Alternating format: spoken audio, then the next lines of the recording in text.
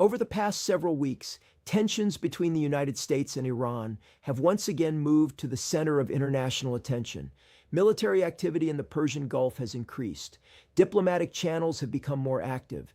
Energy markets have reacted to every new development, and regional allies are watching closely. Understanding that decisions made in Washington and Tehran over the coming days and weeks could influence not only the future of the Middle East, but global economic stability as well. To understand the current situation, it is important to begin with geography. The Strait of Hormuz remains one of the most strategically important maritime passages in the world. Roughly one-fifth of global oil shipments pass through this narrow waterway.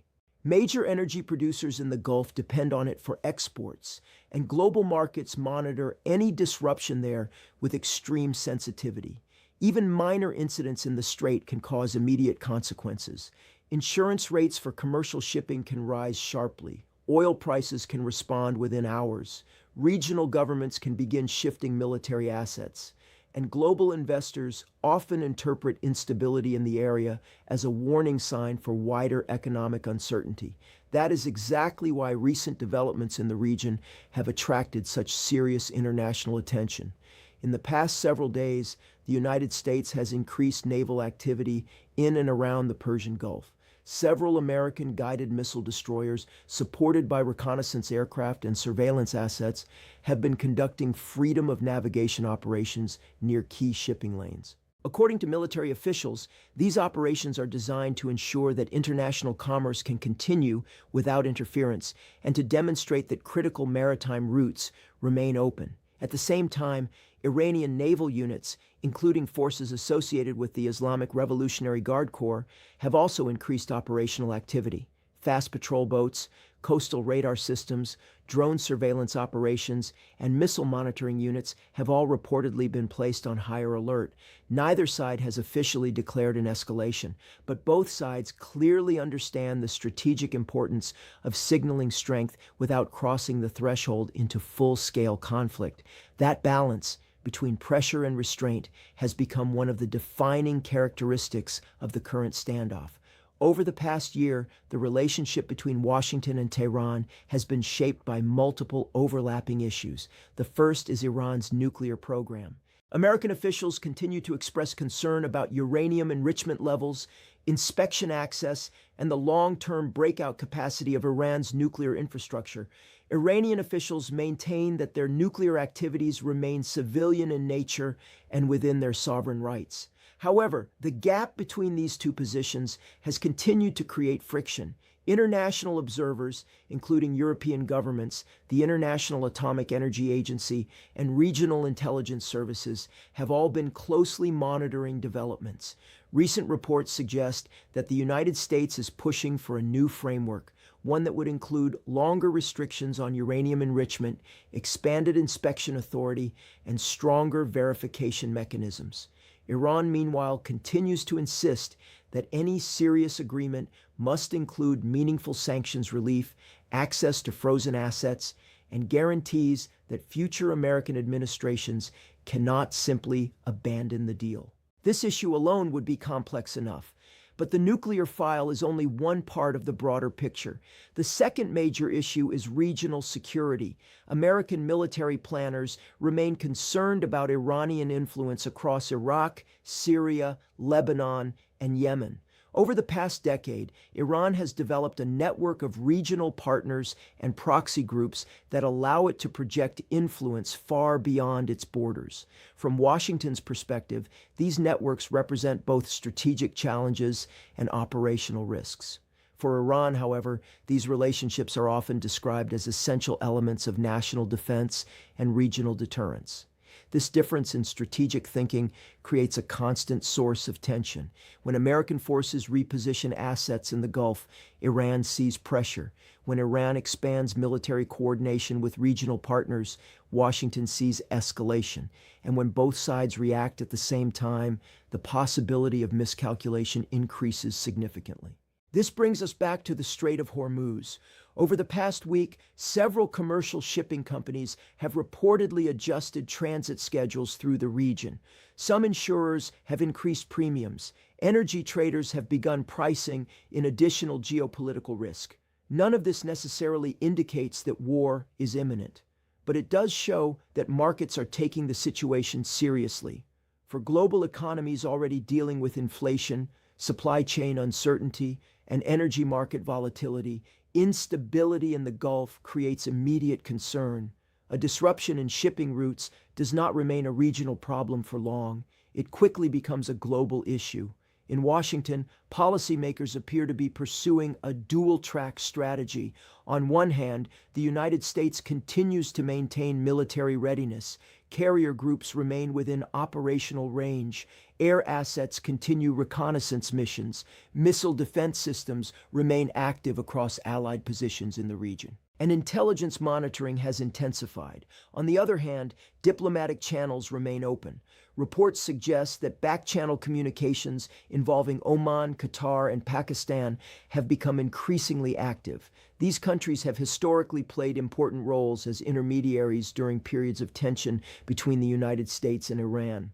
While neither Washington nor Tehran publicly confirms every diplomatic contact, multiple regional sources indicate that discussions are ongoing. The purpose of these talks appears to be straightforward: reduce the immediate risk of confrontation, create conditions for limited confidence-building measures, and potentially reopen broader negotiations. What makes the current situation particularly interesting is that both sides appear to have reasons to avoid direct war. For the United States, a major conflict in the Middle East would carry significant military, political, and economic consequences. Even with overwhelming military superiority, prolonged regional conflict would demand resources, alliances, and domestic political attention. For Iran, the cost could be equally severe. Its economy continues to face sanctions pressure. Currency volatility remains a serious issue. Industrial sectors face restrictions. Energy exports operate under limitations, and public economic frustration remains a constant domestic challenge. Because of this, both governments may see strategic value in maintaining pressure without triggering irreversible escalation. This creates what analysts often describe as controlled confrontation.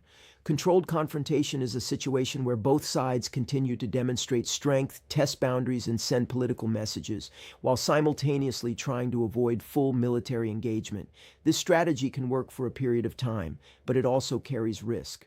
Because the more military assets operate in close proximity, the greater the possibility that one tactical incident could rapidly create strategic consequences. A drone interception, a naval radar lock, a warning shot, a maritime boarding. Any one of these incidents could change the trajectory of the situation. That is why communication channels matter so much right now. Military hotlines, intelligence back channels, third-party diplomatic intermediaries. These systems often prevent local incidents from becoming international crises. Recent reporting suggests that a new framework may currently be under discussion. Although no formal agreement has been announced, analysts believe several key points may be on the table. First, limitations on uranium enrichment for a defined period. Second, expanded inspection access. Third, phased sanctions relief. Fourth, guarantees related to maritime security in the Gulf. And fifth, broader regional de-escalation commitments. Each of these points would require significant compromise.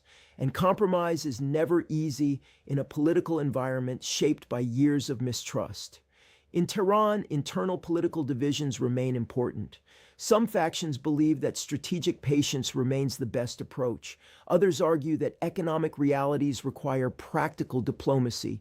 This internal debate influences every negotiation because any agreement must be politically acceptable, not only internationally, but domestically as well. The same is true in Washington. American administrations must balance diplomatic goals with domestic political realities, alliance commitments, and long-term strategic credibility. Concessions can create opportunities, but they can also generate criticism. This makes negotiation difficult for both sides. Regional allies are also watching carefully. Saudi Arabia, the United Arab Emirates, Israel, Turkey, and other major actors all have direct interests in the outcome. For Gulf states, maritime stability directly affects economic planning. For Israel, Iranian military development remains a central security issue.